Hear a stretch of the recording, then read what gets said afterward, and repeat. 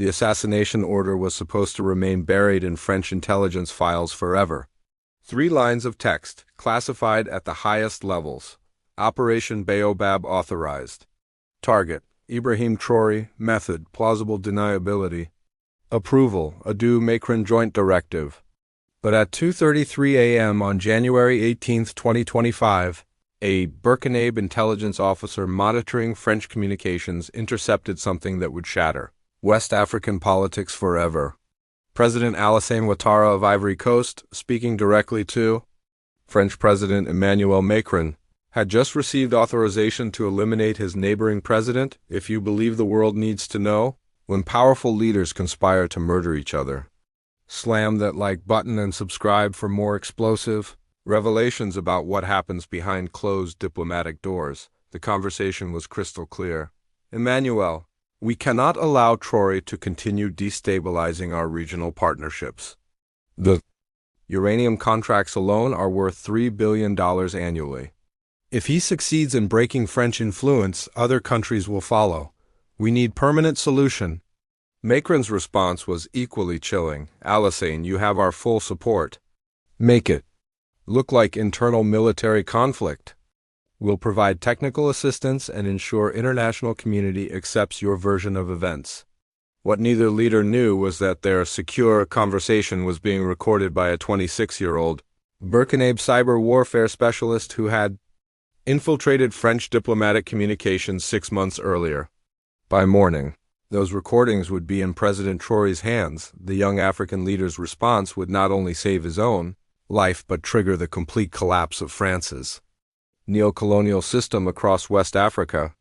Sometimes the best defense is total exposure of your enemies. Crimes. To understand how 2 African presidents reached the point of assassination plots, you need to know the hidden war that had been raging across West Africa for 3 years. A war between French neocolonialism and African independence that most of the world never saw. Alassane Ouattara represented everything France loved about African leadership: educated in Paris, married to a French citizen, and absolutely committed to maintaining the economic relationships that kept Ivory Coast's wealth flowing to European banks and corporations. Since taking power in 2011, with direct French military intervention, Ouattara had perfected the art of African leadership that served French interests while appearing to serve his own people.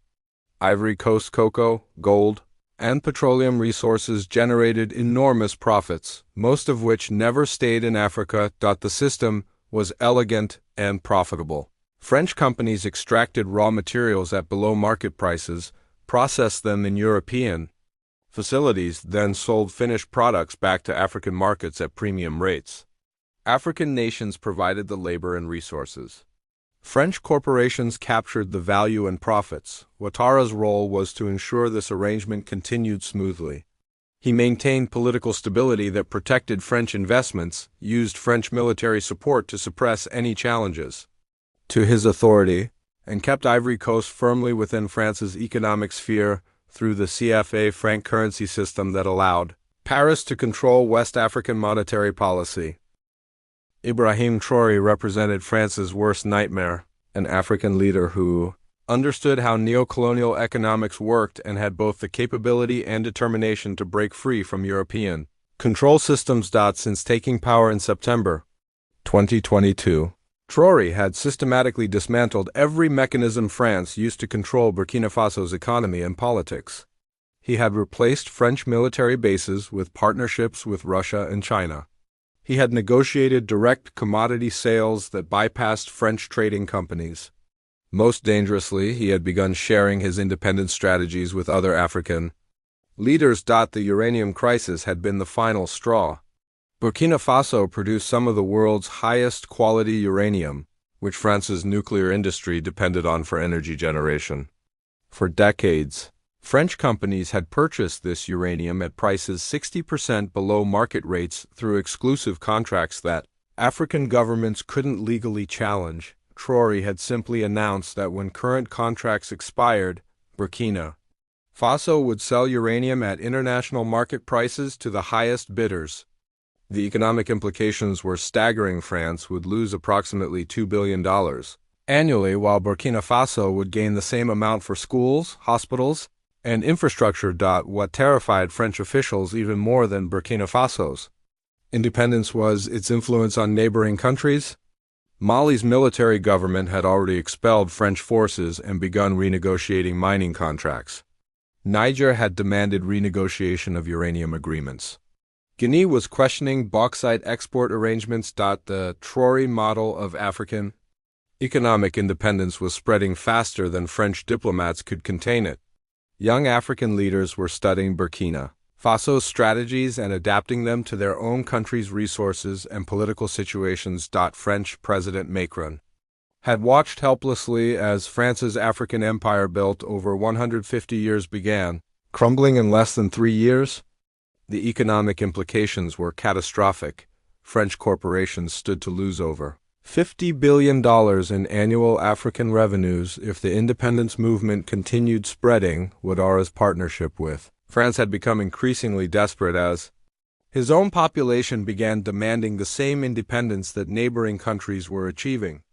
Young Ivorians watched Burkina Faso building schools and hospitals with their own resources while Ivory Coast remained trapped in debt. Relationships with French banks. The conspiracy between Ouattara and Macron represented a final attempt to stop African independence through elimination of its most effective leader.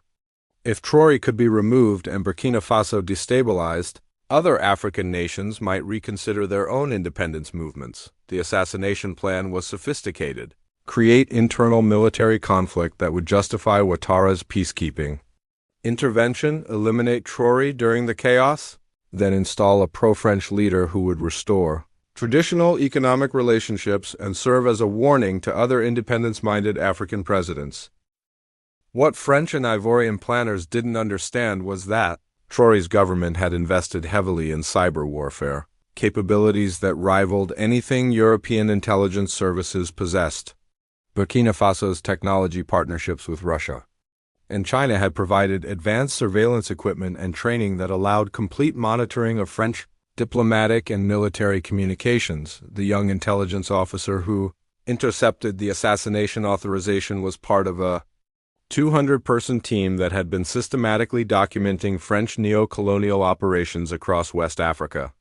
They had recordings, financial documents, and communication intercepts that proved decades of economic exploitation and political manipulation. Traoré's response to the assassination threat would use this intelligence to expose not just the immediate conspiracy against his life, but the entire system of French neocolonial control that had impoverished Africa for generations. At 6:47 a.m. on January 18th, President Traoré's chief intelligence officer, Colonel Yakuba Ouedraogo, requested an emergency meeting at the presidential palace. His message was brief but urgent. Mr. President, we have intercepted communications that require your immediate attention. Your life is in danger. Traoré had been expecting French retaliation for Burkina Faso's independence policies, but he hadn't anticipated assassination plots involving neighboring African leaders. The intelligence briefing he was about to receive would reshape his understanding of how desperate France had become to maintain control over African resources. Colonel Ouedraogo activated a secure audio system and played the intercepted conversation between Ouattara and Macron. Traoré listened in silence as two presidents casually discussed murdering him to protect French economic interests. The technical details are sophisticated, Ouedraogo explained. They plan to use Ivorian special forces trained by French military advisors. The operation will be disguised as internal Burkinabe military conflict, with Ouattara intervening as a regional peacekeeper to restore stability. Traoré studied satellite images showing unusual military movements along the Ivory Coast border. French military equipment was being positioned for rapid deployment into Burkina Faso under cover of humanitarian intervention. They've coordinated media messaging to blame your assassination on internal political instability, Ouedraogo continued. International media will report that Burkina Faso's military government collapsed due to internal divisions, with President Ouattara reluctantly intervening to prevent regional destabilization. As Traoré absorbed the scope of the conspiracy against him, he recognized an unprecedented opportunity. The assassination plot involved two heads of state and the former colonial power, creating a scandal that could destroy French credibility across Africa if properly exposed. "Colonel," Traoré said quietly, "how much additional evidence do we have about French neocolonial operations in the region?" "Mr. President, we have 18 months of intercepted communications, financial documents showing payment flows from French corporations to African officials, and video evidence of coordination meetings between French advisors and local politicians. The intelligence cache was comprehensive enough to expose the entire system of French economic control that had impoverished Africa for decades while enriching European corporations and politicians." Traoré faced a choice that would define his presidency and potentially reshape African politics forever. He could quietly foil the assassination plot and continue governing while France developed new strategies to remove him. Or he could use the evidence to expose the entire neocolonial system and rally African nations to complete independence. "Colonel, prepare comprehensive briefing materials for immediate distribution to every African head of state," Traoré ordered. "Include the assassination evidence, but also everything else we have about French economic exploitation. It's time to end this system permanently." Within hours of discovering the assassination plot, Traoré had activated the most sophisticated political counter-operation in African history. Rather than simply defending against French and Ivorian attacks, he would use their own conspiracy to destroy their credibility and rally continental support for complete independence. Traoré's communications team prepared for simultaneous release of evidence across multiple platforms and languages. The assassination recordings would be released first to establish the gravity of French-supported conspiracy, followed by systematic exposure of economic exploitation, evidence that would prove the assassination was part of broader neocolonial control efforts. African media outlets, international news organizations, and social media platforms would receive coordinated information releases designed to maximize impact while preventing French officials from controlling the narrative through traditional diplomatic channels. Secure communications went out to independence-minded leaders across Africa, providing them with evidence that their own governments might be targets for similar assassination operations if they continued challenging French economic control. The evidence showed that Ouattara and Macron had discussed permanent solutions for other problematic African leaders, including Mali's Assimi Goïta, Niger's Abdourahmane Chiani, and Guinea's Mamadi Doumbouya. These recordings prove that France views African independence as an existential threat requiring elimination of leaders who threaten their economic interests. Traoré's message to African leaders explained, "Today they target me. Tomorrow they target anyone who refuses to serve French corporate profits instead of African people." Traoré's diplomatic team prepared comprehensive briefings for non-French international partners, including detailed evidence of how French neocolonial economics had impoverished Africa while enriching European corporations through below-market resource extraction and above-market finished goods sales. The materials included specific examples of how French companies purchased African resources at 40 to 60% below international market prices, while selling processed goods back to African markets at 200–300% above production costs. The most devastating evidence involved financial flows showing how the CFA franc system allowed France to control West African monetary policy for French corporate benefit rather than African economic development. Documents showed that CFA franc arrangements required African nations to deposit 50% of their foreign currency reserves in French banks, effectively providing France with interest-free loans worth billions annually while African countries borrowed money at commercial rates for their own development projects.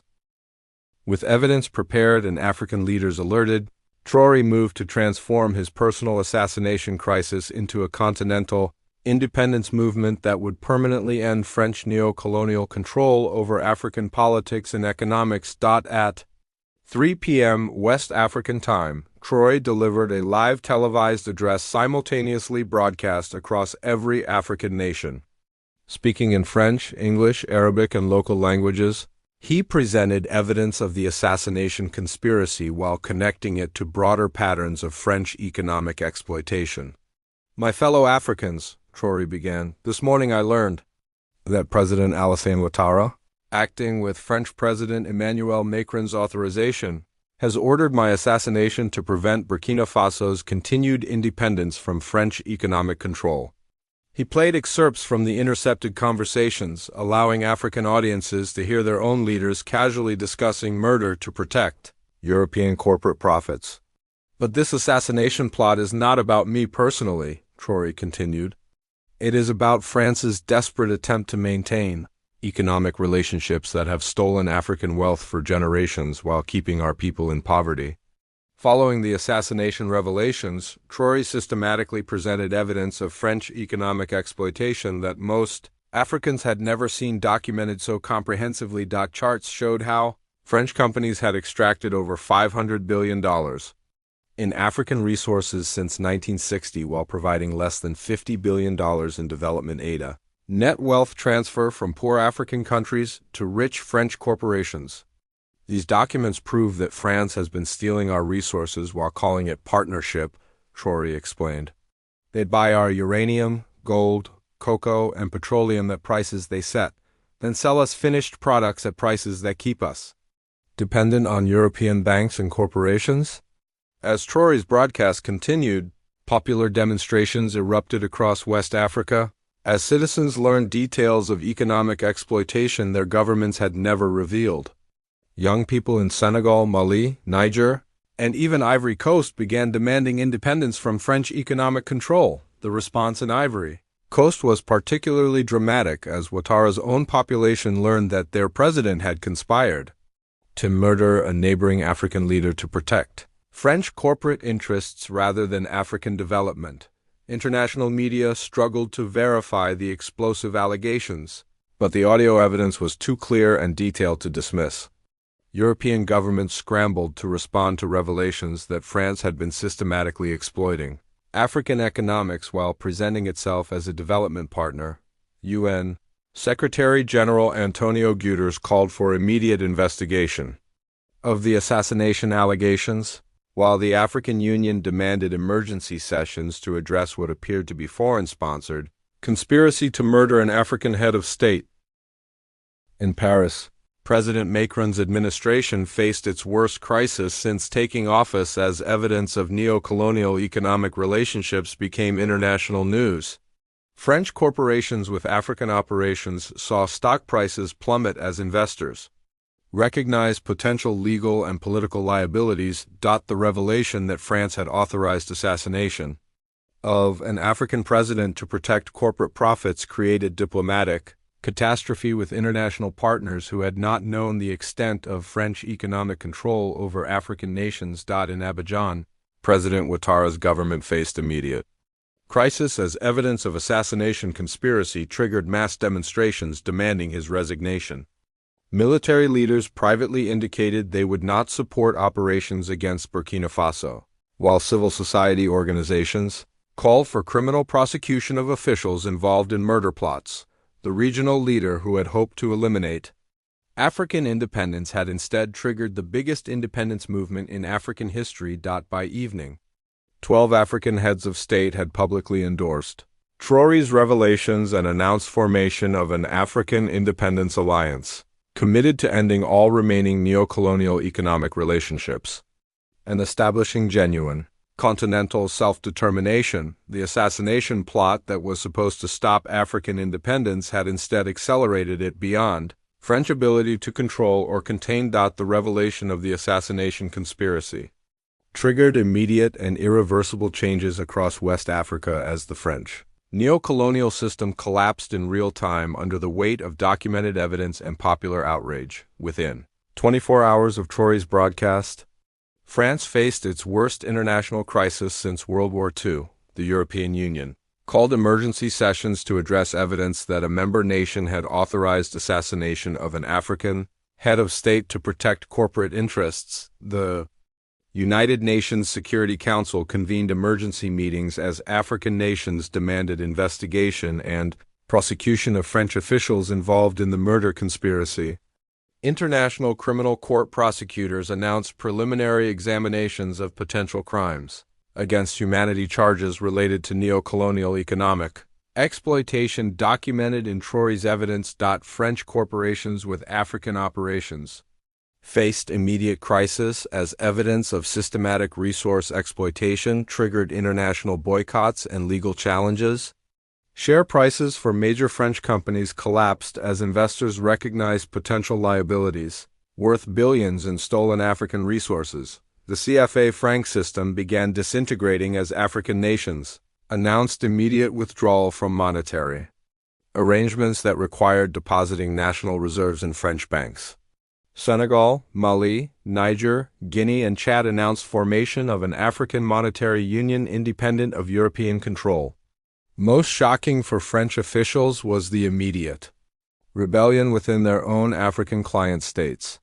Military leaders in multiple countries announced they would no longer cooperate with French operations that targeted African independence movements. In Ivory Coast, Ouattara's own military commanders publicly refused orders to prepare operations against Burkina Faso, citing loyalty to African peoples rather than French corporate interests. Several senior officers announced they were providing evidence of French military operations to international investigators. Across Francophone Africa, millions of people took to the streets demanding complete independence from French economic control. The demonstrations were remarkable for their organization and clear political demands: immediate end to CFA franc arrangements, renegotiation of all resource extraction contracts, and prosecution of African leaders who had collaborated in economic exploitation. In Ivory Coast, demonstrators surrounded government buildings demanding Ouattara's immediate resignation and prosecution for conspiracy to commit murder. The leader who had hoped to eliminate African independence found himself facing elimination by his own people. The African Union called an emergency summit to address the assassination conspiracy and broader neocolonial issues revealed in Traoré's evidence. For the first time in the organization's history, African leaders had comprehensive documentation of how external powers had systematically exploited continental resources while maintaining political control through client leaders.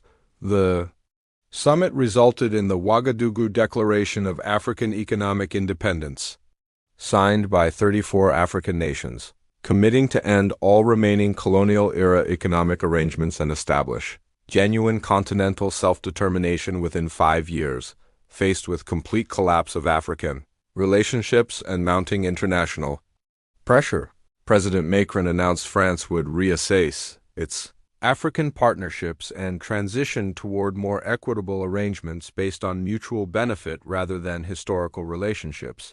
The statement was widely recognized as acknowledgement that France's African empire was ending permanently. French military bases began shutting down as African governments terminated security agreements, while French corporations scrambled to negotiate new contracts based on international market rates rather than colonial-era exploitation terms. International law firms began filing cases in multiple jurisdictions, seeking compensation for decades of systematic resource theft documented in Traoré's evidence. The cases demanded repatriation of an estimated $2 trillion in African wealth that had been extracted through below-market resource purchases and above-market finished goods sales. The legal challenges represented the largest reparations movement in history, with potential to transfer massive wealth back to African nations for genuine development rather than external corporate profits. Traoré emerged from the assassination crisis as the most influential African leader since Kwame Nkrumah, having used evidence of conspiracy against his life to catalyze continental independence. His response to the murder plot had achieved more for African liberation than decades of traditional diplomacy. Other African leaders who had previously been cautious about challenging French influence now competed to demonstrate their independence credentials, creating a continental movement toward genuine self-determination that France couldn't stop or reverse. Within a month, Alassane Ouattara had resigned from the presidency and fled to Paris as Ivory Coast prosecutors issued arrest warrants for his role in the assassination conspiracy. The leader, who had represented perfect French-African collaboration, became a symbol of the betrayal and exploitation that Africans would no longer tolerate. His replacement, chosen through popular demonstrations rather than French influence, immediately announced Ivory Coast's withdrawal from all colonial economic arrangements and commitment to genuine African independence. The collapse of French influence in Africa created opportunities for other international partners who offered more equitable relationships. China, Russia, India, and Brazil established enhanced partnerships with newly independent African nations based on technology transfer, capacity building, and genuine economic partnership rather than resource extraction. The shift represented the most significant change in global economic relationships since decolonization, with Africa finally achieving the economic independence that political independence had promised but never delivered. The assassination plot that was supposed to eliminate African independence had instead achieved it completely. French desperation to maintain neocolonial control had exposed the entire system to African populations who demanded and achieved genuine liberation. Traoré's transformation of personal survival into continental liberation demonstrated how individual courage and strategic intelligence could achieve historical change that traditional diplomacy had failed to accomplish for decades. The young African president had not only saved his own life but liberated an entire continent from economic slavery disguised as partnership. The assassination conspiracy that was supposed to preserve French neocolonial control instead triggered the most significant transformation in African politics and economics since independence, creating lessons that would reshape international relations for generations. Within 6 months of Traoré's revelations, every former French colony in Africa had renegotiated or terminated colonial-era economic agreements. The CFA franc was replaced by national currencies or the new African Monetary Union, ending France's control over West African monetary policy after 65 years. Resource extraction contracts were renegotiated at international market rates, resulting in an immediate $40 billion annual increase in African government revenues that funded massive investments in education, healthcare, and infrastructure previously prevented by French economic arrangements. The speed of transformation shocked international observers who had assumed French influence in Africa was permanent and irreversible. The assassination evidence triggered the largest reparations movement in history as international courts began hearing cases demanding compensation for decades of systematic resource theft. French corporations faced over $500 billion in legal claims for the difference between prices they had paid for African resources and actual international market rates. The legal precedents established principles that foreign corporations couldn't exploit historical political relationships to extract resources below market value, fundamentally changing international law regarding economic relationships between former colonial powers and independent nations. Paradoxically, the revelation that France had been willing to assassinate African leaders to protect corporate interests strengthened democratic institutions across the continent. African populations gained unprecedented awareness of how external economic pressures had corrupted their political systems. New constitutional arrangements in multiple countries included specific protections against foreign economic interference, while civil society organizations established monitoring systems to ensure future leaders served African interests rather than external corporate profits. Traoré's systematic exposure of neocolonial economics created the most comprehensive public education about international economic relationships in African history. Universities across the continent began offering courses on economic independence and resource sovereignty that taught students how to recognize and resist exploitation. The assassination evidence was incorporated into curricula as proof that external powers viewed African independence as threatening enough to justify murder, inspiring a generation of young Africans committed to genuine self-determination. The collapse of French neocolonial relationships created space for more equitable international partnerships based on technology transfer, capacity building, and mutual benefit rather than resource extraction. China, India, Brazil, and other Global South partners offered alternative models that respected African sovereignty while providing genuine development support. These new partnerships achieved more African development in 2 years than French aid programs had accomplished in decades, proving that equitable relationships produced better outcomes for all parties than exploitative arrangements disguised as assistance. Traoré's transformation of an assassination threat into continental liberation inspired a new generation of African leaders committed to genuine independence rather than comfortable client relationships with former colonial powers. His example demonstrated that individual courage combined with strategic intelligence could achieve historical changes that traditional diplomacy had failed to accomplish, inspiring similar approaches to challenging other forms of international exploitation.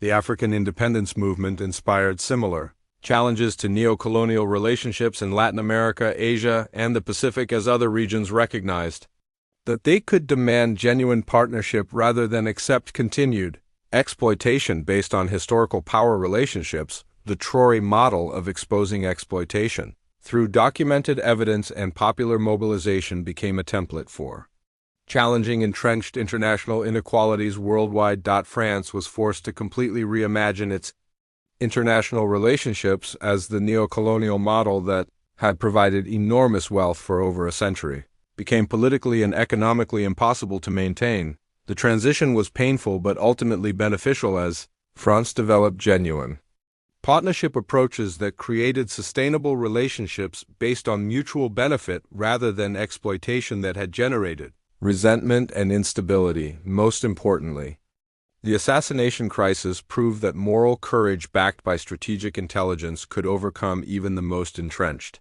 systems of oppression and exploitation. Traoré's willingness to risk everything for genuine African independence inspired millions of people worldwide who faced their own struggles against powerful interests that prioritize profits over human dignity. The African Economic Independence Alliance continued working to eliminate remaining forms of neocolonial control while building continental institutions that could prevent future exploitation through international cooperation and mutual support. The young African president who had faced assassination for challenging French economic control proved that authentic independence requires courage to confront powerful enemies, intelligence to expose their crimes, and commitment to transform personal survival into collective liberation. Smash that like button and subscribe for more stories about leaders who choose dangerous freedom over comfortable slavery and transform personal threats into collective liberation. Your support helps us expose the systems that exploit the powerless and celebrate the courage that sets them free.